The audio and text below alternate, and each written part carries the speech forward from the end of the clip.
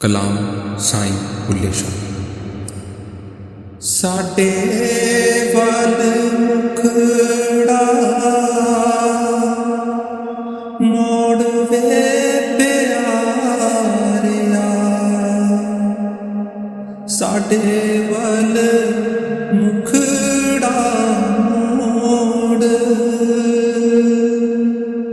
ਸਾਡੇ ਵੱਲ ਮੁਖੜਾ ਮੋੜ ਵੇ ਪਿਆਰਿਆ, ਸਾਡੇ ਵੱਲ ਮੁਖੜਾ ਮੋੜ।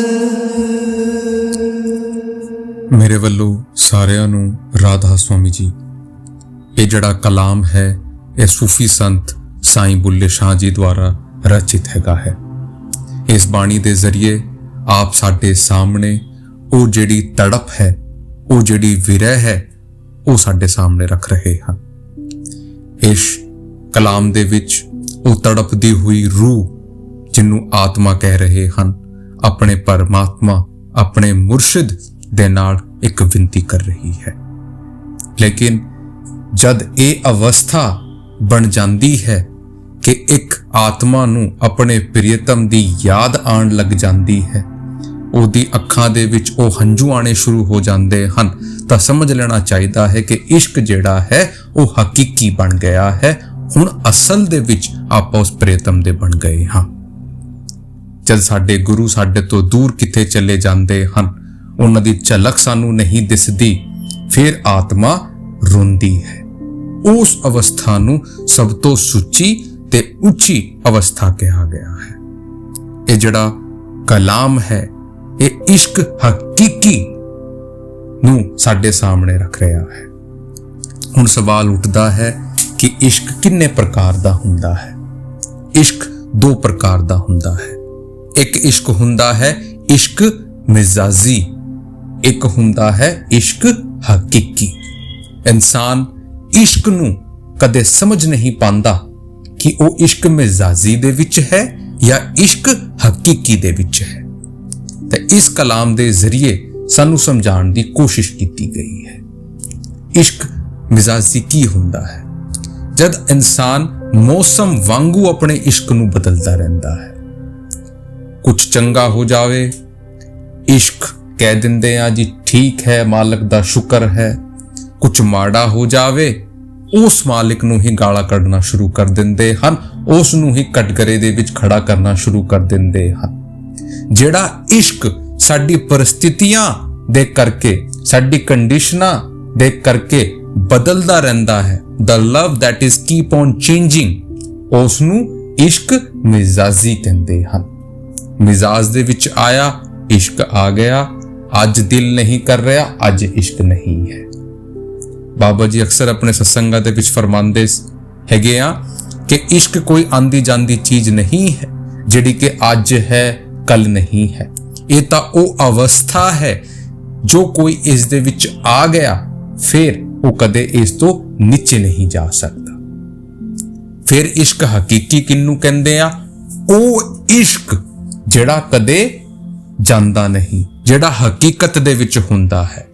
ਜਦ ਆਪਾਂ ਇਸ਼ਕ ਦੀ ਗੱਲ ਕਰਦੇ ਹਾਂ ਪਰਮਾਤਮਾ ਤੋਂ ਬਾਅਦ, ਜਿਹਦਾ ਕਿਸੇ ਦਾ ਇਸ਼ਕ ਦਾ ਐਗਜ਼ਾਮਪਲ ਲਿੱਤਾ ਜਾਂਦਾ ਹੈ, ਉਹ ਮਾਂ ਦਾ ਲਿੱਤਾ ਜਾਂਦਾ ਹੈ ਕਿ ਮਾਂ ਦਾ ਆਪਣੇ ਬੱਚਿਆਂ ਦੇ ਲਈ ਇੰਨਾ ਇਸ਼ਕ ਹੁੰਦਾ ਹੈ ਕਿ ਜੇ ਬੱਚਾ ਕਿਸੇ ਗੰਦੇ ਕੀਚੜ ਦੇ ਵਿੱਚ ਵੀ ਗਿਰ ਜਾਵੇ ਤਾਂ ਆਲੇ ਦੁਆਲੇ ਦੇ ਲੋਕ ਜਿਹੜੇ ਹੈਗੇ ਆ ਉਹ ਪਿੱਛੇ ਹਟ ਸਕਦੇ ਹਾਂ ਕਿ ਇਹ ਗੰਦਾ ਹੋਇਆ ਪਿਆ ਹੈ, ਸਾਨੂੰ ਵੀ ਗੰਦਾ ਕਰ ਦੇਗਾ।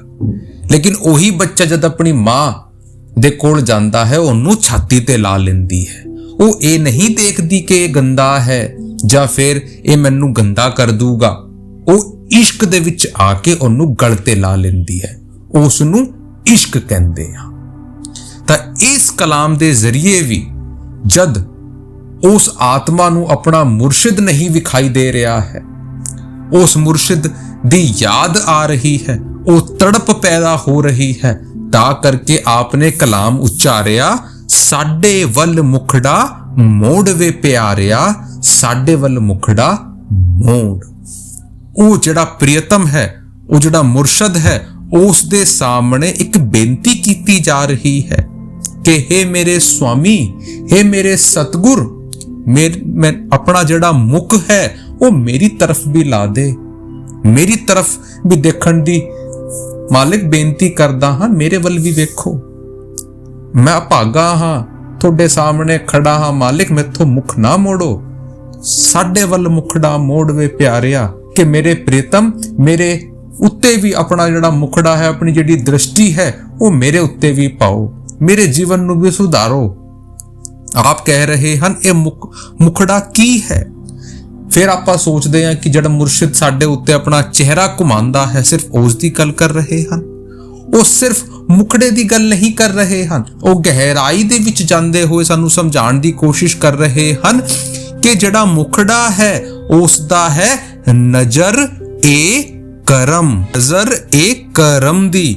ਉਹ ਜਿਹੜੀ ਕਿਰਪਾ ਦੀ ਦ੍ਰਿਸ਼ਟੀ ਹੈ ਮੇਰੇ ਮਾਲਿਕ, ਉਹ ਮੇਰੇ ਉੱਤੇ ਪਾਓ, ਮੇਰੇ ਉੱਤੇ ਆਪਣੀ ਜਿਹੜਾ ਉਹ ਮਿਹਰ ਹੈ ਉਹਦੀ ਜਿਹੜੀ ਨਜ਼ਰ ਹੈ ਉਹ ਮੇਰੇ ਉੱਤੇ ਪਾਓ।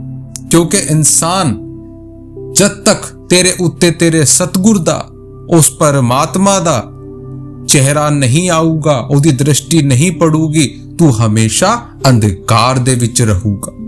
ਜਿਹੜੀ ਸੱਚੀ ਆਤਮਾ ਹੁੰਦੀ ਹੈ ਉਸ ਨੂੰ ਇਸ ਚੀਜ਼ ਦਾ ਅਹਿਸਾਸ ਰਹਿੰਦਾ ਹੈ। ਲੇਕਿਨ ਜਿਹੜੇ ਭੋਗ ਵਿਲਾਸ ਦੇ ਵਿੱਚ ਫਸੇ ਰਹਿੰਦੇ ਹਨ, ਫਿਰ ਬਾਅਦ ਚ ਜਾ ਕੇ ਉਹੀ ਭੋਗ ਵਿਲਾਸ ਉਹਨਾਂ ਦਾ ਦੁੱਖਾਂ ਦਾ ਕਾਰਨ ਬਣ ਜਾਂਦਾ ਹੈ, ਫਿਰ ਉਹ ਰੋਂਦੇ ਫਿਰਦੇ ਹਨ। ਲੇਕਿਨ ਜੋ ਹਮੇਸ਼ਾ ਉਸ ਮਾਲਿਕ ਦੇ ਸਾਹਮਣੇ ਉਹ ਪੁਕਾਰ ਕਰਦੇ ਹਨ ਕਿ ਮਾਲਿਕ ਮੇਰੇ ਉੱਤੇ ਆਪਣੀ ਮਿਹਰ ਰੱਖ, ਮੇਰੇ ਉੱਤੇ ਆਪਣੀ ਨਜ਼ਰ ਰੱਖ, ਫਿਰ ਉਸ ਨੂੰ ਕਿਸੇ ਹੋਰ ਦੀ ਨਜ਼ਰ ਦੀ ਲੋੜ ਨਹੀਂ ਪੈਂਦੀ ਕਿ ਮਾਲਿਕ ਮੇਰੀ ਜਿਹੜੀ ਰੂਹ ਹੈ ਉਹ ਤੁਹਾਨੂੰ ਪੁਕਾਰ ਰਹੀ ਹੈ ਕਿ ਮੈਂ ਆਪਣੀ ਜਿਹੜੀਆਂ ਬੁਰਾਈਆਂ ਹਨ ਉਹ ਤੇਤੋਂ ਮੂੰਹ ਛੁਪਾ ਕੇ ਬੈਠਾ ਹਾਂ, ਮੈਂ ਤੇਰੀ ਤਰਫ ਨਹੀਂ ਵੇਖ ਸਕਦਾ, ਮੈਨੂੰ ਲੱਜਾ ਆਂਦੀ ਹੈ ਆਪਣੇ ਕਰਮਾਂ ਦੇ ਉੱਤੇ। ਮਾਲਿਕ ਹੁਣ ਤੈਨੂੰ ਹੀ ਆਪਣਾ ਜਿਹੜਾ ਮੁਖ ਹੈ ਉਹ ਮੇਰੇ ਉੱਤੇ ਮੋੜਨਾ ਪੈਣਾ ਹੈ, ਮੇਰੇ ਉੱਤੇ ਦੇਖਣਾ ਪੈਣਾ ਹੈ। ਮੇਰੀਆਂ ਜਿਹੜੀਆਂ ਗਲਤੀਆਂ ਹਨ, ਮੇਰੇ ਜਿਹੜੇ ਪਾਪ ਹਨ, ਉਹ ਤੇਰੀ ਨਜ਼ਰ ਦੇ ਨਾਲ ਝੁਲਸ ਜਾਣਗੇ, ਖਤਮ ਹੋ ਜਾਣਗੇ। ਮਾਲਿਕ ਆਪਣੀ ਰਹਿਮ ਦੀ ਜਿਹੜੀ ਨਜ਼ਰ ਹੈ ਉਹ ਮੇਰੇ ਉੱਤੇ ਪਾਓ। ਉਸ ਚੀਜ਼ ਨੂੰ ਇਹ ਸ਼ਬਦ ਦੇ ਜ਼ਰੀਏ ਸਾਡੇ ਸਾਹਮਣੇ ਰੱਖ ਰਹੇ ਹਨ, ਕਿਉਂਕਿ ਭਾਈ ਆਪਾਂ ਸਾਰੇ ਇੱਥੇ ਆਪਣੇ ਕਰਮਾਂ ਦੇ ਕਰਕੇ ਫਸੇ ਹੋਏ ਹਾਂ। ਜਦ ਤੱਕ ਕੋਈ ਇਹੋ ਜੀ ਤਾਕਤ ਸਾਨੂੰ ਨਹੀਂ ਮਿਲੂਗੀ ਜਿਹੜੀ ਕਿ ਸਾਡੇ ਜਿਹੜੇ ਕਰਮ ਹਨ ਉਹਨੂੰ ਖਤਮ ਕਰ ਸਕੇ, ਤਦ ਤੱਕ ਸਾਡੇ ਜੀਵਨ ਦੇ ਵਿੱਚ ਕੁਝ ਚੰਗਾ ਨਹੀਂ ਹੋ ਸਕਦਾ। ਉਹਦੀ ਨਜ਼ਰ ਦੀ ਮਿਹਰ ਸਾਨੂੰ ਚਾਹੀਦੀ ਹੈ। ਉਸ ਦੀ ਪੁਕਾਰ ਇਸ ਕਲਾਮ ਦੇ ਜ਼ਰੀਏ ਕੀਤੀ ਜਾ ਰਹੀ ਹੈ। ਹੁਣ ਅਗਲੀ ਕੜੀ ਦੇ ਵੀ ਸਾਨੂੰ ਕੀ ਸਮਝਾ ਰਹੇ ਹਨ, ਧਿਆਨ ਦੇ ਨਾਲ ਸੁਣੋ ਜੀ। ਆਪੇ ਪਾਇਆ ਕੁੰਡੀਆਂ ਤੇ ਆਪੇ ਖਿੱਚਦਾ ਡੋਰ, ਆਪੇ ਪਾਇਆ ਕੁੰਡੀਆਂ ਤੇ ਆਪੇ ਖਿੱਚਦਾ ਡੋਰ। ਵੇ ਪਿਆਰਿਆ ਸਾਡੇ ਵੱਲ ਮੁਖੜਾ ਮੋੜ। ਹੁਣ ਇਸ ਕੜੀ ਦੇ ਵਿੱਚ ਬੁੱਲੇ ਸ਼ਾਹ ਸਾਡੇ ਸਾਹਮਣੇ ਉਹ ਕਲਾਮ ਦੇ ਜ਼ਰੀਏ ਉਹ ਜਿਹੜੀ ਸਰੈਂਡਰ ਦੀ ਭਾਵਨਾ ਹੈ, ਉਹ ਜਿਹੜੇ ਇਸ਼ਕ ਦੀ ਸੱਚੀ ਪ੍ਰੋਸੀਜਰ ਹੈ ਉਹ ਸਾਡੇ ਸਾਹਮਣੇ ਰੱਖ ਰਹੇ ਹਨ। ਆਪ ਕਹਿ ਰਹੇ ਹਨ ਆਪੇ ਪਾਈਆਂ ਕੁੰਡੀਆਂ ਤੇ ਆਪੇ ਖਿੱਚਦਾ ਹੈ ਡੋਰ। ਆਪ ਕਹਿ ਰਹੇ ਹਨ ਕਿ हे ਮੇਰੇ ਮਾਲਿਕ, हे ਮੇਰੇ ਮੁਰਸ਼ਦ, हे ਮੇਰੇ ਸਤਗੁਰ, ਇਹ ਜਿਹੜਾ ਇਸ਼ਕ ਮੈਨੂੰ ਹੋਇਆ ਹੈ ਇਹ ਕਰਾਉਣ ਵਾਲੇ ਵੀ ਤੁਸੀਂ ਹੋ, ਤੇ ਇਹ ਜਿਹੜੀ ਕੁੰਡੀ ਹੈ, ਇਹ ਜਿਹੜਾ ਕਾਂਟਾ ਹੈ, ਇਹਦੀ ਡਾਲੀ ਹੈ, ਇਹ ਵੀ ਤੁਹਾਡੇ ਹੱਥ ਦੇ ਵਿੱਚ ਹੈ, ਇਹ ਡੋਰ ਵੀ ਤੁਹਾਡੇ ਹੱਥ ਦੇ ਵਿੱਚ ਹੈ। ਆਪ ਕਹਿ ਰਹੇ ਹਨ ਕਿ हे ਮੇਰੇ ਮਾਲਿਕ, ਇਹ ਜਿਹੜਾ ਸੰਸਾਰ ਹੈ ਇੱਥੇ ਉਸ ਜੀਵ ਦੇ ਬਸ ਦੇ ਵਿੱਚ ਕੁਝ ਨਹੀਂ ਹੈ। ਇਨਸਾਨ ਸੋਚਦਾ ਹੈ ਮੈਂ ਕਰ ਰਿਹਾ ਹਾਂ, ਇਨਸਾਨ ਦੇ ਵਿੱਚ ਤਾਕਤ ਨਹੀਂ ਹੈ। ਮਾਲਿਕ ਤੁਸੀਂ ਕਰਾਉਣ ਵਾਲੇ ਹੋ, ਆਪ ਜੀ ਨਹੀਂ। ਮੇਰੇ ਹਿਰਦੇ ਦੇ ਵਿੱਚ, ਮੇਰੇ ਦਿਲ ਦੇ ਵਿੱਚ ਇਹ ਜਿਹੜੀ ਪ੍ਰੇਮ ਦੀ ਕੁੰਡੀ ਹੈ ਇਹ ਫਸਾਈ ਹੈ। ਜਿਵੇਂ ਇੱਕ ਮੱਛਲੀ ਕਾਂਟੇ ਵਿੱਚ ਫਸ ਜਾਂਦੀ ਹੈ, ਉਸ ਤਰੀਕੇ ਦੇ ਨਾਲ ਹੀ ਮੇਰੀ ਜਿਹੜੀ ਰੂਹ ਹੈ ਉਹ ਆਪ ਜੀ ਦੇ ਪ੍ਰੇਮ ਦੇ ਵਿੱਚ ਫਸ ਗਈ ਹੈ। ਉਹ ਜਿਹੜਾ ਪ੍ਰੇਮ ਦਾ ਉਹ ਜਿਹੜਾ ਕਾਂਟਾ ਹੈ, ਉਹ ਜਿਹੜਾ ਹੁੱਕ ਹੈ, ਉਹਦੇ ਵਿੱਚ ਮੇਰੀ ਰੂਹ ਜਿਹੜੀ ਹੈ ਉਹ ਫਸ ਗਈ ਹੈ। ਹੁਣ ਡੋਰ ਤੁਹਾਡੇ ਹੱਥ ਦੇ ਵਿੱਚ ਹੈ।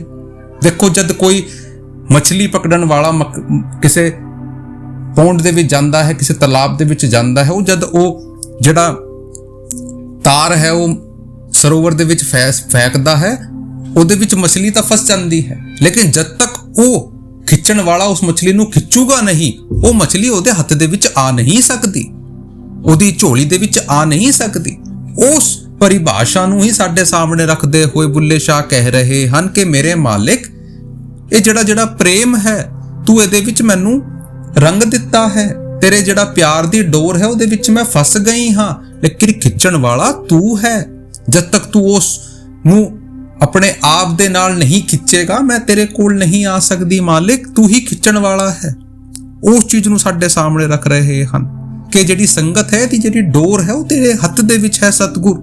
ਜਦ ਤੱਕ ਤੂੰ ਆਪਣੀ ਡੋਰ ਨੂੰ ਨਹੀਂ ਖਿੱਚੇਗਾ ਮਾਲਿਕ, ਮੈਂ ਕਿਵੇਂ ਤੇਰੇ ਕੋਲ ਆ ਸਕਾਂਗੀ। ਇਨਸਾਨ ਕਿੰਨੀ ਵੀ ਕੋਸ਼ਿਸ਼ ਕਰ ਲੇ ਕਿ ਮੈਂ ਆਪਣੇ ਮੁਰਸ਼ਿਦ ਨੂੰ ਜਾ ਕੇ ਮਿਲਣਾ, ਨਹੀਂ ਮਿਲ ਸਕਦਾ। ਉਹ ਮੁਰਸ਼ਿਦ ਚਾਹੁੰਦਾ ਹੈ ਕਿ ਮੇਰੀ ਸੰਗਤ ਮੈਨੂੰ ਆ ਕੇ ਮਿਲੇ, ਉਹ ਮੁਰਸ਼ਿਦ ਖਿੱਚਦਾ ਹੈ, ਤਾਂ ਕਰਕੇ ਆਪਾਂ ਉੱਥੇ ਤੱਕ ਪਹੁੰਚਦੇ ਹਾਂ। ਆਪਾਂ ਜਨਰਲੀ ਹਿਸਾਬ ਲਾਈਏ, ਆਪਾਂ ਆਪਣੇ ਘਰ ਦੇ ਵਿੱਚ ਕਈ ਵਾਰੀ ਸਤਸੰਗ ਜਾਣ ਦਾ ਫੈਸਲਾ ਕਰ ਲੈਂਦੇ ਹਾਂ ਕਿ ਜੀ ਠੀਕ ਹੈ, ਇਸ ਭੰਡਾਰੇ ਜਾਂ ਕਿਤੇ ਵੀ ਜਿੱਥੇ ਸਤਸੰਗ ਹੋ ਰਿਹਾ ਹੈ ਆਪਾਂ ਨੇ ਜਾਣਾ ਹੈ। ਆਪਾਂ ਕਿੰਨੀ ਵੀ ਪਲੈਨਿੰਗ ਕਰ ਲਈਏ, ਲੇਕਿਨ ਇੱਕ ਕੁਝ ਇਹੋ ਜਿਹਾ ਹੋ ਜਾਂਦਾ ਹੈ ਕਿ ਸਾਡੀ ਪਲੈਨਿੰਗ ਤਰੀ ਕੀ ਤਰੀ ਰਹਿ ਜਾਂਦੀ ਹੈ, ਆਪਾਂ ਉੱਤੇ ਜਾ ਨਹੀਂ ਪਾਉਂਦੇ। ਔਰ ਤੋਂ ਔਰ ਕਿਤੇ ਲੋਕਲ ਸੈਂਟਰ ਦੇ ਵਿੱਚ ਵੀ ਕਦੇ ਮੁਰਸ਼ਿਦ ਆ ਜਾਂਦੇ ਹਨ, ਆਪਾਂ ਸੋਚਦੇ ਹਾਂ ਚਲੋ ਜੀ ਕੋਈ ਨਾ, ਅੱਜ ਇੱਕ ਸਰਪ੍ਰਾਈਜ਼ ਵਿਜ਼ਿਟ ਹੈਗੀ ਆ, ਉੱਥੇ ਜਾ ਕੇ ਦਰਸ਼ਨ ਕਰ ਲੈਂਦੇ ਹਾਂ। ਲੇਕਿਨ ਕਈ ਵਾਰੀ ਆਪਾਂ ਨਹੀਂ ਪਹੁੰਚ ਪਾਉਂਦੇ, ਕਿਸੇ ਦੀ ਗੱਡੀ ਖਰਾਬ ਹੋ ਜਾਂਦੀ ਹੈ, ਕੋਈ ਬਿਮਾਰ ਪੜ ਜਾਂਦਾ ਹੈ, ਕੋਈ ਹੋਰ ਕੰਮ ਨਿਕਲ ਆਂਦਾ ਹੈ। ਤਾਂ ਇਹ ਕੀ ਹੈ? ਇਹ ਉਸ ਮਾਲਕ ਦੀ ਮੌਜ ਹੈ, ਕਿਉਂਕਿ ਆਪਾਂ ਸੋਚਦੇ ਹਾਂ ਆਪਾਂ ਉਹਨਾਂ ਦੇ ਦਰਸ਼ਨ ਕਰ ਸਕਦੇ ਹਾਂ। ਇਹ ਇਨਸਾਨ ਦਾ ਸਭ ਤੋਂ ਵੱਡਾ ਭਰਮ ਹੈ। This is the biggest illusion of the disciple. ਉਸ ਦੇ ਨਾਲ ਨਹੀਂ ਹੋ ਸਕਦਾ। ਉਹ ਮੁਰਸ਼ਿਦ ਚਾਹੂਗਾ, ਉਹ ਦਰਸ਼ਨ ਦਿੰਦਾ ਹੈ, ਭਾਵੇਂ ਭਾਰ ਦੇ ਦਰਸ਼ਨ ਹੋਣ, ਭਾਵੇਂ ਅੰਦਰ ਦੇ ਦਰਸ਼ਨ ਹੋਣ, ਹੋਵੇਗਾ ਮੁਰਸ਼ਿਦ ਕਰਕੇ। ਉਹੀ ਸਾਡੇ ਸਾਹਮਣੇ ਰੱਖ ਰਹੇ ਹਨ ਕਿ ਮਾਲਿਕ, ਮੇਰਾ ਜਿਹੜਾ ਪ੍ਰੇਮ ਹੈ ਉਹਦੇ ਵਿੱਚ ਇਤਨੀ ਤਾਕਤ ਨਹੀਂ ਕਿ ਮੈਂ ਤੇਰੇ ਕੋਲ ਪਹੁੰਚ ਸਕਾਂ। ਤੇਰੇ ਪ੍ਰੇਮ ਦੇ ਵਿੱਚ ਉਹ ਤਾਕਤ ਹੈ ਖਿੱਚਣ ਵਾਲੀ ਕਿ ਤੂੰ ਮੈਨੂੰ ਖਿੱਚ ਸਕਦਾ ਹੈ। ਤੇਰੀ ਜਿਹੜੀ ਭਗਤੀ ਦੀ ਤੜਪ ਮੇਰੇ ਅੰਦਰ ਪੈਦਾ ਹੋਈ ਹੈ, ਉਹਨੂੰ ਖਿੱਚਣ ਵਾਲਾ ਤੂੰ ਹੀ ਹੈ। ਮਾਲਿਕ, ਆਪਾਂ ਤਾਂ ਤੇਰੇ ਹੱਥ ਦੀ ਸਿਰਫ ਇੱਕ ਕਠਪੁਤਲੀ ਹਾਂ। We are just puppets in your hand, ਕਿ ਆਪਾਂ ਤਾਂ ਸਿਰਫ ਤੇਰੇ ਇਸ਼ਾਰੇ ਦੇ ਉੱਤੇ ਚੱਲ ਰਹੇ ਹਨ। ਸਾਡੇ ਵਿੱਚੋਂ ਤਾਕਤ ਨਹੀਂ ਹੈ ਮਾਲਿਕ, ਸਾਨੂੰ ਬਖਸ਼ ਲੈ, ਸਾਨੂੰ ਖਿੱਚ ਲੈ। ਉਸ ਅਵਸਥਾ ਨੂੰ ਸਾਡੇ ਸਾਹਮਣੇ ਰੱਖ ਰਹੇ ਹਨ। ਆਪੇ ਪਾਈਆਂ ਕੁੰਡੀਆਂ ਤੇ ਆਪੇ ਖਿੱਚਦਾ ਹੈ ਡੋਰ। ਮਾਲਿਕ, ਤੂੰ ਹੀ ਉਹ ਪ੍ਰੇਮ ਸਾਨੂੰ ਦਿੱਤਾ ਹੈ, ਹੁਣ ਤੂੰ ਹੀ ਸਾਨੂੰ ਖਿੱਚਣ ਵਾਲਾ ਹੈ। ਮੇਰੇ ਮੁਰਸ਼ਿਦ, ਮੇਰੇ ਵਿੱਚ ਉਹ ਤਾਕਤ ਨਹੀਂ ਹੈ। ਬਖਸ਼ ਲੈ, ਬਖਸ਼ ਲੈ, ਬਖਸ਼ ਲੈ। ਹੁਣ ਅਗਲੀ ਕੜੀ ਦੇ ਵਿੱਚ ਸਾਨੂੰ ਕੀ ਸਮਝਾ ਰਹੇ ਹਨ, ਧਿਆਨ ਦੇ ਨਾਲ ਸੁਣੋ। ਅਰਸ਼ ਖੁਰਸ਼ ਤੇ ਬਾਂਦਾ ਮਿਲਿਆ, ਅਰਸ਼ ਖੁਰਸ਼ ਤੇ ਵਾਂਦਾ ਮਿਲਿਆ, ਤੇ ਮੱਕੇ ਪੈ ਗਏ ਸ਼ੋਰ, ਤੇ ਮੱਕੇ ਪੈ ਗਿਆ ਸ਼ੋਰ, ਵੇ ਪਿਆਰਿਆ ਸਾਡੇ ਵੱਲ ਮੁਖੜਾ ਮੋੜ। ਅਬ ਇਸ ਕੜੀ ਦੇ ਜ਼ਰੀਏ ਬੁੱਲੇ ਸ਼ਾਹ ਸਾਡੇ ਸਾਹਮਣੇ ਸਾਡੀਆਂ ਜਿਹੜੀਆਂ ਅੱਖਾਂ ਹਨ ਉਹਨਾਂ ਨੂੰ ਖੋਲਣ ਦਾ ਪ੍ਰਯਾਸ ਕਰ ਰਹੇ ਹਨ, ਕਿਉਂਕਿ ਇਨਸਾਨ ਕਮਜ਼ੋਰ ਹੈ। ਇਨਸਾਨ ਨੂੰ ਜਬ ਉਹ ਚੀਜ਼ ਦਿਖਦੀ ਨਹੀਂ ਹੈ, ਸੁਣਦੀ ਨਹੀਂ ਹੈ, ਤਾਂ ਉਹ ਆਪਣੇ ਤਸੱਲੀ ਦੇ ਲਈ ਚੀਜ਼ਾਂ ਨੂੰ ਬਾਹਰ ਪ੍ਰੋਜੈਕਟ ਕਰਨਾ ਸ਼ੁਰੂ ਕਰ ਦਿੰਦਾ ਹੈ। ਉਸ ਚੀਜ਼ ਨੂੰ ਹੀ ਸਮਝਾਉਂਦੇ ਹੋਏ ਕਹਿ ਰਹੇ ਹਨ, ਅਰਸ਼ ਕੁਰਸ਼ ਤੇ ਬੰਗਾ ਮਿਲਿਆ ਤੇ ਮੱਕੇ ਪੈ ਗਿਆ ਸ਼ੋਰ। ਆਪ ਕਹਿ ਰਹੇ ਹਨ ਅਰਸ਼ ਦਾ ਮਤਲਬ ਹੈ ਆਸਮਾਨ, ਜਨਾਈਟ, ਟੌਪ, ਤੇ ਸਿੰਘਾਸਨ ਕਹਿ ਰਹੇ ਹਨ ਕੁਰਸ਼ ਨੂੰ। ਆਪ ਕਹਿ ਰਹੇ ਹਨ ਕਿ ਮਾਲਿਕ, ਤੇਰੀ ਜਿਹੜੀ ਪੁਕਾਰ ਹੈ, ਤੇਰੀ ਜਿਹੜੀ ਚਰਚਾ ਹੈ, ਉਹ ਤਾਂ ਆਸਮਾਨ ਤੋਂ ਲੈ ਕੇ ਸਿੰਘਾਸਨਾਂ ਤੱਕ ਗੂੰਜ ਰਹੀ ਹੈ। ਤੇ ਮੱਕੇ ਪੈ ਗਿਆ ਸ਼ੋਰ। ਮੱਕੇ ਇੱਕ ਧਾਰਮਿਕ ਸਥਲ ਨੂੰ ਪ੍ਰੋਜੈਕਟ ਕਰ ਰਹੇ ਹਨ। ਬੁੱਲੇ ਸ਼ਾਹ ਇੱਕ ਮੁਸਲਮਾਨ ਸੀਗੇ ਤਾਂ ਉਹ ਆਪਣੇ ਧਰਮ ਦੇ ਜਿਹੜੇ ਸਪਿਰਿਚੁਅਲ ਪਲੇਸਿਸ ਹਨ ਉਹਨਾਂ ਨੂੰ ਸਾਹਮਣੇ ਰੱਖ ਰਹੇ ਹਨ ਕਿ ਉੱਥੇ ਵੀ ਆਪ ਦੀ ਹੀ ਚਰਚਾ ਹੈ। ਫਿਰ ਕਹਿ ਰਹੇ ਹਨ ਇਹੋ ਜੀ ਕਿਹੜੀ ਤਾਕਤ ਹੈ, ਇਹੋ ਜੀ ਕਿਹੜਾ ਸਥਾਨ ਹੈ ਜਿੱਥੇ ਮਾਲਿਕ ਤੇਰੀ ਚਰਚਾ ਨਹੀਂ ਹੈ। ਕਿੱਥੇ ਵੀ ਜਾ ਕੇ ਵੇਖ ਲਈਏ ਮਾਲਿਕ ਤੇਰਾ ਹੀ ਗੁਣਗਾਨ ਹੋ ਰਿਹਾ ਹੈ। ਅਰਸ਼ ਕੁਰਸ਼ ਕਹਿ ਰਹੇ ਹਨ ਸੂਖਸ਼ਮ ਲੋਕ, ਔਰ ਮੱਕੇ ਦਾ ਅਰਥ ਹੈ ਉਹ ਸਥੂਲ ਧਾਰਮਿਕ ਦੁਨੀਆ। ਬੁੱਲੇ ਸ਼ਾਹ ਜੀ ਸਮਝਾਉਣ ਦੀ ਕੋਸ਼ਿਸ਼ ਕਰ ਰਹੇ ਹਨ ਕਿ ਇਨਸਾਨ ਮੱਕੇ ਦੇ ਵਿੱਚ ਸ਼ੋਰ ਪੈ ਰਿਹਾ ਹੈ ਕਿ ਅਰਸ਼ ਕੁਰਸ਼ ਕਿ ਸਿੰਘਾਸਨਾਂ ਦੇ ਵਿੱਚ ਮਾਲਕ ਵਿਰਾਜਮਾਨ ਹੈ, ਜਾਂ ਫਿਰ ਕਿਸੇ ਇੱਕ ਪਾਰਟਿਕੂਲਰ ਥਾਂ ਦੇ ਵਿੱਚ ਇਨਸਾਨ ਨੇ ਉਹਨੂੰ ਬਣਾ ਦਿੱਤਾ। ਆਪ ਕਹਿ ਰਹੇ ਹਨ ਪਰਮਾਤਮਾ ਜਿਹੜਾ ਹੈ ਉਹ ਕਿਸੇ ਮੰਦਿਰ ਮਸਜਿਦ ਕਿਸੇ ਇੱਕ ਥਾਂ ਦੀ ਜ਼ਾਗੀਰ ਨਹੀਂ ਹੈ, ਉਹ ਤਾਂ ਭਾਈ ਕਣ ਕਣ ਜ਼ਰਰੇ ਜ਼ਰਰੇ ਦੇ ਵਿੱਚ ਵਿਰਾਜਮਾਨ ਹੈ। ਸਿਰਫ ਸਾਨੂੰ ਆਪਣੀ ਅੱਖਾਂ ਖੋਲਣ ਦੀ ਲੋੜ ਹੈ। ਉਹ ਸ਼ਾਹ ਅਸਾ ਤੋਂ ਵਕ ਨਹੀਂ, ਬਿਨ ਸ਼ਾਹ ਤੋਂ ਦੂਜਾ ਕੱਖ ਨਹੀਂ, ਉਹ ਵੇਖਣ ਵਾਲੀ ਅੱਖ ਨਹੀਂ। ਕਿ ਭਾਈ ਉਸ ਮਾਲਿਕ ਨੂੰ ਵੇਖਣ ਵਾਲੀ ਸਾਡੀ ਅੱਖ ਨਹੀਂ ਹੈ, ਨਹੀਂ ਤਾਂ ਉਹ ਸਾਡੇ ਤੋਂ ਦੂਰ ਨਹੀਂ ਹੈ। ਬੁੱਲੇ ਸ਼ਾਹ ਜੀ ਸਮਝਾ ਰਹੇ ਹਨ ਕਿ ਇਹ ਜਿਹੜੀ ਗੂੰਜ ਹੈ ਇਹ ਤਾਂ ਪੂਰੇ ਬ੍ਰਹਮਾਂਡ ਦੇ ਵਿੱਚ ਵੱਜ ਰਹੀ ਹੈ, 24 ਘੰਟੇ ਵੱਜ ਰਹੀ ਹੈ, ਸਾਡੇ ਅੰਦਰ ਵੱਜ ਰਹੀ ਹੈ। ਉਹ ਜਿਹੜੀ ਸੱਚੀ ਪੁਕਾਰ ਹੈ ਉਹ ਸਾਡੇ ਜਿਸਮ ਤੋਂ ਉੱਠ ਰਹੀ ਹੈ। ਉਹ ਕੇਵਲ ਧਰਤੀ ਤੱਕ ਸੀਮਿਤ ਨਹੀਂ ਹੈ, ਉਹ ਤਾਂ ਹਰ ਜਗ੍ਹਾ ਹਰ ਥਾਂ ਦੇ ਵਿੱਚ ਮੌਜੂਦ ਹੈ। ਆਸਮਾਨ ਤੋਂ ਲੈ ਕੇ ਜੰਨਤ ਤੱਕ, ਜੰਨਤ ਤੋਂ ਲੈ ਕੇ ਨਰਕ ਤੱਕ, ਨਰਕ ਤੋਂ ਲੈ ਕੇ ਬ੍ਰਹਮਾਂਡ ਦੇ ਹਰ ਜ਼ਰਰੇ ਜ਼ਰਰੇ ਦੇ ਵਿੱਚ ਉਸ ਮਾਲਕ ਦੀ ਪੁਕਾਰ ਗੂੰਜ ਰਹੀ ਹੈ, ਕਿਉਂਕਿ ਉਹ ਕ੍ਰੀਏਟਿਵ ਪਾਵਰ ਹੈ। ਨਾਮੋ ਉਪਜੇ ਨਾਮੋ ਬਿਣਸੈ, ਕਿ ਇਹ ਪੂਰੀ ਕਾਇਨਾਤ ਹੀ ਉਸ ਮਾਲਕ ਦੇ ਨਾਮ, ਉਸ ਮਾਲਕ ਦੀ ਪੁਕਾਰ, ਉਸ ਮਾਲਕ ਦੀ ਗੂੰਜ ਦੇ ਨਾਲ ਬਣੀ ਹੈ। ਤਾਂ ਉਹ ਮਾਲਕ ਤੋਂ ਅਲੱਗ ਨਹੀਂ ਹੋ ਸਕਦੀ। ਸਾਡੀ ਜਿਹੜੀਆਂ ਹਸਤੀਆਂ ਹਨ ਉਹ ਆਂਦੀ ਜਾਂਦੀ ਰਹਿਣਗੀਆਂ। ਅੱਜ ਆਪਾਂ ਇੱਥੇ ਹੈਗੇ ਆ, ਸਾਡੇ ਤੋਂ ਪਹਿਲੇ ਕਈ ਇੱਥੇ ਤੋਂ ਜਾ ਚੁੱਕੇ ਹਨ, ਸਾਡੇ ਤੋਂ ਬਾਅਦ ਇੱਥੇ ਕਈ ਲੋਕੀ ਆਣਗੇ। ਆਪ ਕਹਿ ਰਹੇ ਹਨ ਵੱਡੇ ਤੋਂ ਵੱਡੇ ਰਾਜੇ ਮਹਾਰਾਜੇ, ਭਾਵੇਂ ਉਹ ਟੀਕਾਕਾਰ ਪੰਡਤ ਰਾਵਣ ਹੋਣ, ਭਾਵੇਂ ਉਹ ਅਵਤਾਰ ਸ਼੍ਰੀ ਰਾਮ ਹੋਣ, ਉਹ ਸਾਰੇ ਇੱਥੇ ਤੋਂ ਚਲੇ ਗਏ ਹਨ। ਸਾਡੇ ਤਾਂ ਕੀ ਹਸਤੀ ਹੈ, ਫਿਰ ਇੱਥੇ ਰਹਿੰਦਾ ਕੌਣ ਹੈ? ਨਾਮ ਰਿਓ ਸਾਧੂ ਰਿਓ ਗੁਰੂ ਗੋਬਿੰਦ, ਕਿ ਇੱਥੇ ਉਹ ਨਾਮ ਰਹੂਗਾ, ਉਹ ਸਾਧੂਆਂ ਦੀ ਮਹਿਮਾ ਰਹੂਗੀ, ਉਹ ਗੋਬਿੰਦ ਰਹੂਗਾ। ਗੋਬਿੰਦ ਕਹਿੰਦੇ ਆ ਮਾਲਕ ਨੂੰ, ਮੁਰਸ਼ਦ ਨੂੰ, ਉਹਦੀ ਆਵਾਜ਼ ਇੱਥੇ ਰਹੂਗੀ, ਨਹੀਂ ਤਾਂ ਸਾਰਿਆਂ ਨੇ ਇੱਥੇ ਚਲੇ ਜਾਣਾ ਹੈ। ਉਹ ਮਾਲਕ ਤਾਂ ਸਾਰੀ ਜਗ੍ਹਾ ਮੌਜੂਦ ਹੈ, ਲੇਕਿਨ ਇਨਸਾਨ ਕਮਜ਼ੋਰ ਹੈ। ਇਨਸਾਨ ਆਪਣੀ ਕਨਵੀਨੀਅੰਸ ਦੇ ਮੁਤਾਬਕ ਉਸ ਮਾਲਕ ਨੂੰ ਵੰਡ ਕੇ ਬਹਿ ਜਾਂਦਾ ਹੈ, ਸੋਚਦਾ ਹੈ ਮਾਲਿਕ ਕਿਸੇ ਪਾਰਟਿਕੂਲਰ ਥਾਂ ਦੇ ਵਿੱਚ ਹੈ। ਮਾਲਿਕ ਤੇਰੇ ਅੰਦਰ ਹੈ, ਮਾਲਿਕ ਤੇਰੇ ਅੰਦਰ ਹੈ। ਆਪਾਂ ਆਪਣੇ ਅੰਦਰ ਨਹੀਂ ਝਾਕਦੇ, ਤਾਂ ਕਰਕੇ ਸਾਨੂੰ ਮਾਲਕ ਦਿਖਾਈ ਨਹੀਂ ਦਿੰਦਾ। ਇੱਕ ਵੱਡੀ ਸੋਹਣੀ ਇੱਕ ਗੱਲ ਆਂਦੀ ਹੈ, ਜਦ ਬੁੱਲੇ ਸ਼ਾਹ ਮਾਲਕ ਦੀ ਖੋਜ ਦੇ ਵਿੱਚ ਸੀਗੇ ਤਾਂ ਆਪ ਵੱਡੇ ਵਿਦਵਾਨ ਦੇ ਕੋਲ ਗਏ, ਲੇਕਿਨ ਆਪ ਜੀ ਨੂੰ ਉੱਤਰ ਨਹੀਂ ਮਿਲਿਆ। ਕਿਸੇ ਨੇ ਉਹਨਾਂ ਨੂੰ ਕਲਾਮ ਦੇ ਵਿੱਚ ਫਸਾਇਆ, ਕਿਸੇ ਨੇ ਵੱਡੀ ਵੱਡੀ ਤੁਕ ਉਹਨਾਂ ਦੇ ਸਾਹਮਣੇ ਰੱਖ ਦਿੱਤੀ, ਲੇਕਿਨ ਉਹਨੂੰ ਸਮਝ ਨਹੀਂ ਆ ਰਿਹਾ ਸੀ। ਤਾਂ ਉਹ ਇੱਕ ਵਾਰੀ ਇੱਕ ਸ਼ਾਹ ਇਨਾਤ ਦੇ ਕੋਲ ਪਹੁੰਚੇ। ਸ਼ਾਹ ਇਨਾਤ ਜੀ ਆਪਣੇ ਬਗੀਚੇ ਦੇ ਵਿੱਚ ਸਬਜ਼ੀਆਂ ਲਗਾ ਰਹੇ ਸੀ। ਜਦ ਆਪ ਉੱਥੇ ਪਹੁੰਚੇ, ਆਪ ਜੀ ਨੇ ਸ਼ਾਹ ਇਨਾਤ ਨੂੰ ਬੜੇ ਧਿਆਨ ਦੇ ਨਾਲ ਵੇਖਿਆ ਕਿ ਉਹ ਜ਼ਮੀਨ ਦੇ ਵਿੱਚ ਗਾਜਰ ਜਿਹੜੀ ਹੈ ਉਹਨੂੰ ਲਗਾ ਰਹੇ ਹਨ। ਭੁੱਲੇ ਸ਼ਾਹ ਜੀ ਨੇ ਸ਼ਾਹ ਇਨਾਤ ਤੋਂ ਪੁੱਛਿਆ, ਹਜ਼ਰਤ, ਉਸ ਖੁਦਾ ਨੂੰ ਪਾਣ ਦਾ ਕੀ ਰਾਸਤਾ ਹੈ? ਉਹ ਕਿਹੜਾ ਮਾਰਗ ਹੈ? ਤਾਂ ਸ਼ਾਹ ਇਨਾਤ ਜੀ ਇੱਕ ਪਲ ਦੇ ਵਿੱਚ ਥੋੜਾ ਜਿਹਾ ਰੁਕੇ। ਉਹਨਾਂ ਨੇ ਬੋਲਿਆ, ਸ਼ਾਹ ਦੀ ਅੱਖਾਂ ਦੇ ਵਿੱਚ ਵੇਖਿਆ ਤੇ ਮੁਸਕਰਾਉਂਦੇ ਹੋਏ ਆਪ ਜੀ ਨੇ ਇੱਕ ਇਤਿਹਾਸਕ ਜੁਮਲਾ ਉਹਨਾਂ ਦੇ ਸਾਹਮਣੇ ਕਿਹਾ। ਆਪ ਨੇ ਕਿਹਾ, ਬੁੱਲਿਆ, ਰੱਬ ਦਾ ਕੀ ਪਾਣਾ, ਇਧਰੋਂ ਪੁੱਟਣਾ ਤੇ ਇਧਰ ਲਾਣਾ। ਬੁੱਲੇ ਸ਼ਾਹ ਨੂੰ ਸਮਝ ਨਹੀਂ ਆਇਆ। ਫਿਰ ਉਹਨਾਂ ਨੇ ਕਿਹਾ ਕਿ ਬੁੱਲਿਆ, ਰੱਬ ਦਾ ਕੀ ਪਾਣਾ, ਇਧਰੋਂ ਪੁੱਟਣਾ ਤੇ ਉਧਰ ਲਾਣਾ। ਫਿਰ ਬੁੱਲੇ ਸ਼ਾਹ ਨੂੰ ਸਮਝ ਆਇਆ ਕਿ ਇਹ ਕਹਿ ਰਹੇ ਹਨ ਕਿ ਭਾਈ ਮਾਲਕ ਦਾ ਜਿਹੜਾ ਧਿਆਨ ਹੈ ਉਹ ਸਿਰ ਦੁਨੀਆ ਤੋਂ ਕੱਢ ਕੇ ਆਪਣੇ ਅੰਦਰ ਵਿੱਚ ਟਿਕਾਣਾ ਹੈ, ਉਹ ਮਾਲਿਕ ਤੈਨੂੰ ਮਿਲ ਜਾਊਗਾ। ਕਿਉਂਕਿ ਅੱਜ ਸਾਡੀ ਜਿਹੜਾ ਖਿਆਲ ਹੈ ਉਹ ਭਾਰ ਦੀਆਂ ਗੱਲਾਂ ਦੇ ਵਿੱਚ ਹੈ। ਆਪਾਂ ਕਹਿ ਦਿੰਦੇ ਆ ਜੀ ਧਿਆਨ ਨਹੀਂ ਲੱਗਦਾ, ਮਾਲਿਕ ਦਿਖਾਈ ਨਹੀਂ ਦਿੰਦਾ, ਕੋਸ਼ਿਸ਼ ਕਰਦੇ ਹਾਂ ਕਿਉਂਕਿ ਆਪਾਂ ਉਹਨੂੰ ਪਾਰ ਲੱਭਣ ਦੀ ਕੋਸ਼ਿਸ਼ ਕਰਦੇ ਹਾਂ, ਆਪ ਉਹਦੇ ਪਿੱਛੇ ਪਾਰ ਭੱਜਣ ਦੀ ਕੋਸ਼ਿਸ਼ ਕਰਦੇ ਹਾਂ।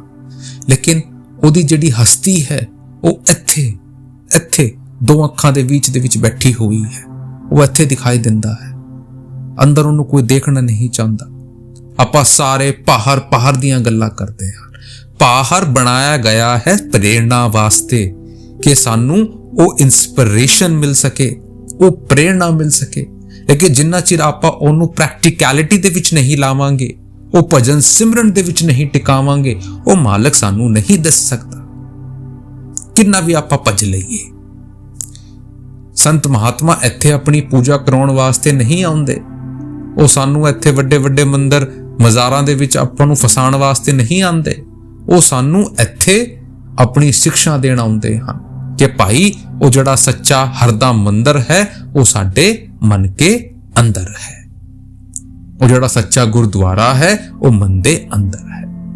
ਇਹ ਭਾਰਤ ਦੀਆਂ ਜਿਹੜੀਆਂ ਚੀਜ਼ਾਂ ਹਨ ਇਹ ਸਾਨੂੰ ਉਸ ਮਾਲਕ ਦੀ ਯਾਦ ਦੇ ਵਿੱਚ ਬਣਾਈ ਗਈ ਹਨ। ਇੱਥੇ ਉਹਨਾਂ ਦਾ ਗੁਣ ਗਾਣ ਗਾਇਆ ਜਾਂਦਾ ਹੈ। ਇਹ ਸਕੂਲ ਵਾਂਗੂ ਹਨ, ਲੇਕਿਨ ਇੱਥਾਂ ਦੀ ਜਿਹੜੀ ਸਿੱਖਿਆਵਾਂ ਹਨ ਉਹ ਸਾਨੂੰ ਉਸ ਮਾਲਕ ਦੇ ਸੱਚੇ ਦਰਸ਼ਨ ਕਰਾ ਸਕਦੀ ਹੈ। ਨਹੀਂ ਤਾਂ ਭਜਨ ਦੇ ਨਾਲ ਨਾ ਕਿਸੇ ਦਾ ਕੁਝ ਬਣਿਆ ਹੈ, ਨਾ ਕਦੇ ਕੁਝ ਬਣੂਗਾ। ਹੁਣ ਅਗਲੀ ਕੜੀ ਦੇ ਵਿੱਚ ਤੇ ਆਖਰੀ ਕੜੀ ਦੇ ਵਿੱਚ ਸਾਨੂੰ ਕੀ ਸਮਝਾ ਰਹੇ ਹਨ, ਧਿਆਨ ਦੇ ਨਾਲ ਸੁਣੋ ਜੀ। ਬੁੱਲਾ ਸ਼ੋ ਅਸਮਰਨਾ ਨਾਹੀ, ਬੁੱਲਾ ਸ਼ੋ ਅਸਮਰਨਾ ਨਾਹੀ, ਮਰ ਜਾਵੇ ਕੋਈ ਹੋਰ, ਮਰ ਜਾਵੇ ਕੋਈ ਹੋਰ, ਵੇ ਪਿਆਰਿਆ ਸਾਡੇ ਵੱਲ ਮੁਖੜਾ ਮੋੜ, ਸਾਡੇ ਵੱਲ ਮੁਖੜਾ ਮੋੜ। ਹੁਣ ਇਸ ਕੜੀ ਦੇ ਵਿੱਚ ਸਾਡੇ ਸਾਹਮਣੇ ਉਹ ਜਿਹੜਾ ਫਾਈਨਲ ਕਨਕਲੂਜਨ ਹੈ ਉਹ ਸਾਡੇ ਸਾਹਮਣੇ ਰੱਖ ਰਹੇ ਹਨ। ਜਦ ਇੱਕ ਡਿਸਾਈਪਲ ਨੂੰ, ਇੱਕ ਸ਼ਿਸ਼ ਨੂੰ ਆਪਣੇ ਮੁਰਸ਼ਦ ਦੀ ਪਹਿਚਾਣ ਹੋ ਜਾਂਦੀ ਹੈ, ਜਦੋਂ ਉਹਦੇ ਇਸ਼ਕ ਦੇ ਵਿੱਚ ਡੂਬ ਜਾਂਦਾ ਹੈ, ਉਸ ਅਵਸਥਾ ਦੇ ਬਾਅਦ ਉਹਨੂੰ ਪਤਾ ਲੱਗ ਜਾਂਦਾ ਹੈ ਕਿ ਹੁਣ ਉਹਦਾ ਇਹ ਆਖਰੀ ਜਨਮ ਹੈ। ਹੁਣ ਇਹ ਜਿਹੜਾ 84 ਦਾ ਜਿਹੜਾ ਜੇਲ੍ਹ ਖਾਨਾ ਹੈ ਜਿਹਦੇ ਵਿੱਚ ਆਪਾਂ ਫਸੇ ਹੋਏ ਹਨ, ਹੁਣ ਉਹਨਾਂ ਤੋਂ ਮੁਕਤ ਹੋਣ ਦਾ ਸਮਾਂ ਆ ਗਿਆ ਹੈ। ਤਾਂ ਕਰਕੇ ਕਹਿ ਰਹੇ ਹਨ, ਬੁੱਲਾ ਸ਼ੋ ਅਸੀਂ ਮਰਨਾ ਨਾਹੀ, ਮਰ ਜਾਵੇ ਕੋਈ ਹੋਰ। ਆਪ ਕਹਿ ਰਹੇ ਹਨ, ਮੇਰੇ स्वामी, ਮੇਰੇ ਸ਼ੋ, ਅਬ ਆਪਾਂ ਕਵੀ ਨਹੀਂ ਮਰਾਂਗੇ। ਹੁਣ ਇੱਥੇ ਮਰਨ ਦਾ ਕੀ ਮਤਲਬ ਹੈ ਕਿ ਆਪਾਂ ਇਸ ਜਿਸਮ ਤੋਂ ਨਹੀਂ ਜਾਵਾਂਗੇ। ਇਸ ਜਿਸਮ ਨੂੰ ਮਰਨਾ ਨਹੀਂ ਕਹਿੰਦੇ, ਕਿਉਂਕਿ ਆਪਾਂ ਇੱਥੇ ਤੋਂ ਮਰਾਂਗੇ, ਕਿਤੇ ਹੋਰ ਜਾ ਕੇ ਜਨਮ ਲੈ ਲਿਆਂਗੇ, ਤਾਂ ਇਹ ਮਰਨਾ ਜੀਣਾ ਤਾਂ ਚੱਲਦਾ ਰਹੂਗਾ। ਇੱਥੇ ਗਹਿਰਾਈ ਦੇ ਵਿੱਚ ਸਾਨੂੰ ਸਮਝਾਉਣ ਦੀ ਕੋਸ਼ਿਸ਼ ਕਰ ਰਹੇ ਹਨ ਕਿ ਮਾਲਿਕ ਜੋ ਤੇਰੇ ਨਾਲ ਨਹੀਂ ਜੁੜੇ ਹਨ ਉਹ ਮਰਨਗੇ, ਆਪਾਂ ਨਹੀਂ ਮਰਨਗੇ। ਹੁਣ ਕਦੇ ਇਨਸਾਨ ਇਹਨਾਂ ਬਾਣੀਆਂ ਨੂੰ, ਇਹਨਾਂ ਕਲਾਮਾਂ ਨੂੰ ਗਲਤ ਤਰੀਕੇ ਦੇ ਨਾਲ ਲੈ ਲੈਂਦਾ ਹੈ, ਤੇ ਜਿਹੜੇ ਉੱਥੇ ਉਹਨੂੰ ਸਮਝਾਉਣ ਵਾਲੇ ਵੀ ਹੁੰਦੇ ਹਨ ਉਹ ਵੀ ਗਲਤ ਤਰੀਕੇ ਦੇ ਨਾਲ ਸਮਝਾ ਦਿੰਦੇ ਹਨ ਕਿ ਆਪਾਂ ਜੇ ਕਰਾਂਗੇ ਜੀ ਆਪਾਂ ਮਰਾਂਗੇ ਨਹੀਂ, ਆਪਾਂ ਅਮਰ ਹੋ ਜਾਣਗੇ। ਇਹ ਦੁਨੀਆ ਦੇ ਵਿੱਚ ਜੋ ਆਇਆ ਹੈ ਉਹਨੇ ਜਾਣਾ ਹੈ। ਇੱਥੇ ਮਰਨ ਦਾ, ਜੰਮਣ ਦਾ ਜਿਹੜਾ ਚੱਕਰ ਹੈ ਉਹ ਚੱਲਦਾ ਰਹੂਗਾ ਦੁਨੀਆ ਦੇ ਵਿੱਚ। ਲੇਕਿਨ ਜਿਹੜਾ ਉਸ ਮੁਰਸ਼ਿਦ ਦੀ ਨਾਮ ਦੇ ਵਿੱਚ ਰੰਗ ਜਾਂਦਾ ਹੈ, ਉਹਨੂੰ ਨਾਮ ਮਿਲ ਜਾਂਦਾ ਹੈ, ਉਹਦੀ ਭਗਤੀ ਕਰਦਾ ਹੈ, ਫਿਰ ਉਹ ਕਦੇ ਮਰਦਾ ਨਹੀਂ ਹੈ। ਮਰਨ ਦਾ ਮਤਲਬ ਹੈ ਜਿਹੜਾ ਜੀਊਗਾ। ਇੱਥੇ ਉਹ ਮਾਲਿਕ ਇਹਨੂੰ ਇਹ ਚੱਕਰ ਤੋਂ ਹੀ ਮੁਕਤ ਕਰ ਦਿੰਦਾ ਹੈ। ਫਿਰ ਨਾ ਉਹਨੇ ਕਦੇ ਮਰਨਾ ਹੈ ਨਾ ਉਹਨੇ ਕਦੇ ਜੀਣਾ ਹੈ। ਉਸ ਨੂੰ ਕਹਿੰਦੇ ਆ free from the cycle of birth and death, ਕਿ ਜਿਹੜਾ ਉਸ ਜਿਹੜੇ ਚੱਕਰ ਹੈ ਮਰਨ ਤੇ ਜੀਣੇ ਦਾ ਉਸ ਤੋਂ ਪਾਰ ਹੋ ਜਾਂਦਾ ਹੈ। ਤਾਂ ਕਰਕੇ ਆਪ ਕਹਿ ਰਹੇ ਹਨ ਕਿ ਮਰਨ ਦਾ ਮਤਲਬ ਕੇਵਲ ਸਰੀਰ ਦਾ ਤਿਆਗ ਨਹੀਂ ਹੈ, ਬਲਕਿ ਇਹ ਜਿਹੜਾ ਆਵਾਗਮਨ ਹੈ ਇਸ ਤੋਂ ਮੁਕਤ ਹੋ ਜਾਂਦੇ ਹਨ। ਬੁੱਲੇ ਸ਼ਾਹ ਜੀ ਕਹਿ ਰਹੇ ਹਨ ਕਿ ਮਾਲਿਕ ਆਪਾਂ ਤਾਂ ਜੀਤੇ ਜੀ ਮਰ ਰਹੇ ਹਨ। ਜੀਤੇ ਜੀ ਮਰਨੇ ਨੂੰ ਕਹਿੰਦੇ ਆ ਜਦ ਆਪਾਂ ਉਸ ਮਾਲਿਕ ਦੇ ਇੱਥੇ ਦਰਸ਼ਨ ਕਰ ਲੈਂਦੇ ਹਾਂ। If the eye be single the whole body shall be full of light, ਕਿ ਜਦ ਅਸੀਂ ਇੱਕ ਅੱਖ ਵਾਲੇ ਬਣ ਜਾਂਦੇ ਹਨ ਸਾਡਾ ਸਾਰਾ ਜਿਸਮ ਨੂਰ ਔਰ ਪ੍ਰਕਾਸ਼ ਦੇ ਨਾਲ ਭਰ ਜਾਂਦਾ ਹੈ। ਲੇਕਿਨ ਉਹ ਹੁੰਦਾ ਕਦ ਹੈ ਜਦ ਆਪਾਂ ਕਰਕੇ ਵਿਖਾਉਂਦੇ ਹਾਂ। ਤੇ ਜਦ ਆਪਾਂ ਉਸ ਮਾਲਿਕ ਦੇ ਨਾਮ ਦੇ ਵਿੱਚ ਜੁੜ ਜਾਂਦੇ ਹਨ, ਉਹਦੀ ਭਗਤੀ ਕਰਨਾ ਸ਼ੁਰੂ ਕਰ ਦਿੰਦੇ ਹਨ, ਫਿਰ ਜਾ ਕੇ ਇਹ ਜਿਹੜਾ ਜਨਮ ਮਰਨ ਦਾ ਜਿਹੜਾ ਚੱਕਰ ਹੈ ਉਹ ਖਤਮ ਹੋ ਜਾਂਦਾ ਹੈ। ਹੁਣ ਮਰ ਜਾਵੇ ਕੋਈ ਹੋਰ, ਇਹਦਾ ਮਤਲਬ ਕੀ ਹੈ? ਆਪ ਕਹਿ ਰਹੇ ਹਨ ਕਿ ਜਿਹੜੇ ਕੇਵਲ ਮਿੱਟੀ ਦੇ ਜਿਹੜੇ ਸਰੀਰ ਹੈ ਉਸ ਨੂੰ ਹੀ ਸਭ ਕੁਝ ਮੰਨਦੇ ਹਨ ਕਿ ਮੇਰਾ ਸਰੀਰ ਹੈ, ਉਹੀ ਬਾਰ-ਬਾਰ ਜਨਮ ਲੈਣਗੇ, ਉਹੀ ਬਾਰ-ਬਾਰ ਮਰਨਗੇ। ਆਪਾਂ ਤਾਂ ਬਸ ਹੁਣ ਆਖਰੀ ਵਾਰ ਇਸ ਤੋਂ ਮੁਕਤ ਹੋਣਗੇ, ਫਿਰ ਆਪਾਂ ਨੇ ਕਦੇ ਇੱਥੇ ਨਹੀਂ ਆਣਾ। ਆਪਾਂ ਤਾਂ ਤੇਰੇ ਗਲ ਲੱਗ ਕੇ ਪੂਰੀ ਤਰੀਕੇ ਦੇ ਨਾਲ ਤੇਰੇ ਨਾਲ ਸਮਾ ਜਾਵਾਂਗੇ, ਕਿਉਂਕਿ ਆਪਾਂ ਤਾਂ ਉਹ ਸਤਨਾਮ ਸਮੁੰਦਰ ਦੇ ਕਤਰੇ ਹਾਂ, ਬੂੰਦ ਹਾਂ। ਜਦ ਇਹ ਬੂੰਦ ਜਾ ਕੇ ਉਸ ਸਮੁੰਦਰ ਦੇ ਵਿੱਚ ਮਿਲ ਜਾਵੇਗੀ, ਇਸ ਬੂੰਦ ਦੀ ਫਿਰ ਕੋਈ ਹਸਤੀ ਨਹੀਂ ਰਹਿ ਜਾਂਦੀ, ਇਹ ਬੂੰਦ ਵੀ ਸਮੁੰਦਰ ਬਣ ਜਾਊਗੀ। ਤਾਂ ਆਤਮਾ ਕਿੱਥੇ ਤੋਂ ਆਈ ਹੈ? ਪਰਮਾਤਮਾ ਤੋਂ ਆਈ ਹੈ। ਜਦ ਇਹ ਵਾਪਸ ਪਰਮਾਤਮਾ ਦੇ ਨਾਲ ਪਹੁੰਚ ਜਾਣਗੀ, ਇਹ ਵੀ ਪਰਮਾਤਮਾ ਬਣ ਜਾਣਗੇ। ਉਹੀ ਸਾਡੇ ਸਾਹਮਣੇ ਰੱਖ ਰਹੇ ਹਨ। ਲੇਕਿਨ ਜਿਹੜੀ ਰੂਹ ਉਸ ਪਰਮਾਤਮਾ ਦੀ ਭਗਤੀ ਨਹੀਂ ਕਰੇਗੀ, ਉਹ ਕਦੇ ਮੋਕਸ਼ ਨਹੀਂ ਪਾ ਪਾਏਗੀ। ਉਹ ਫਿਰ ਇਸ ਜਨਮ ਮਰਨ ਦੇ ਵਿੱਚ ਆਂਦੀ ਰਹੂਗੀ, ਜਾਂਦੀ ਰਹੂਗੀ, ਜਿੰਦੀ ਰਹੂਗੀ, ਮਰਦੀ ਰਹੂਗੀ। ਇਹਦਾ ਜਿਹੜਾ ਚੱਕਰ ਹੈ ਉਹ ਕਦੇ ਖਤਮ ਨਹੀਂ ਹੋ ਸਕਦਾ। ਉਹ ਜਿਹੜੀ ਸੱਚਾਈ ਹੈ ਉਹ ਸਾਡੇ ਸਾਹਮਣੇ ਰੱਖ ਰਹੇ ਹਨ। ਜਿਨ੍ਹਾਂ ਨੇ ਭਗਤੀ ਕਰ ਲਿੱਤੀ ਉਹ ਤਾਂ ਤਰ ਜਾਣਗੇ, ਜੋ ਨਹੀਂ ਕੀਤੇ ਭਾਈ ਇੱਥੇ ਤੇ ਇੱਥੇ ਹੀ ਭਟਕਦੇ ਰਹਿ ਜਾਣਗੇ। ਜਿਨ੍ਹਾਂ ਨੇ ਕਦਰ ਨਾ ਕੀਤੀ ਰੱਬ ਦੀ, ਹੱਥ ਖਾਲੀ ਉਹ ਮਰਦੇ ਦੇਖੇ। ਕਿ ਜਿਨ੍ਹਾਂ ਨੇ ਉਸ ਮਾਲਕ ਦੀ ਕਦਰ ਨਹੀਂ ਕੀਤੀ, ਉਹਦੇ ਨਾਮ ਦੀ ਕਦਰ ਨਹੀਂ ਕੀਤੀ, ਇੱਥੇ ਖਾਲੀ ਹੱਥ, ਕੁਝ ਨਹੀਂ ਹੱਥ ਲੱਗਣ ਲੱਗਾ। ਤਾਂ ਇਹ ਜਿਹੜੀਆਂ ਬਾਣੀਆਂ ਹਨ ਇਹ ਸਾਨੂੰ ਵੀ ਸੁਚੇਤ ਕਰਦੀਆਂ ਹਨ। ਆਪਾਂ ਵੀ ਇਸ ਤੋਂ ਪ੍ਰੇਰਣਾ ਲੈਂਦੇ ਹੋਏ ਉਸ ਮਾਲਕ ਦੀ ਭਗਤੀ ਦੇ ਵਿੱਚ ਲੱਗਣਾ ਹੈ, ਕਿਉਂਕਿ ਆਪਾਂ ਕਿੰਨੇ ਭਾਗਾ ਵਾਲੇ ਹਨ ਕਿ ਪਹਿਲੀ ਵਾਰੀ ਸਾਨੂੰ ਦੋ ਗੁਰੂਆਂ ਦੇ ਨਾਲ ਜੋੜਾ ਗਿਆ ਹੈ।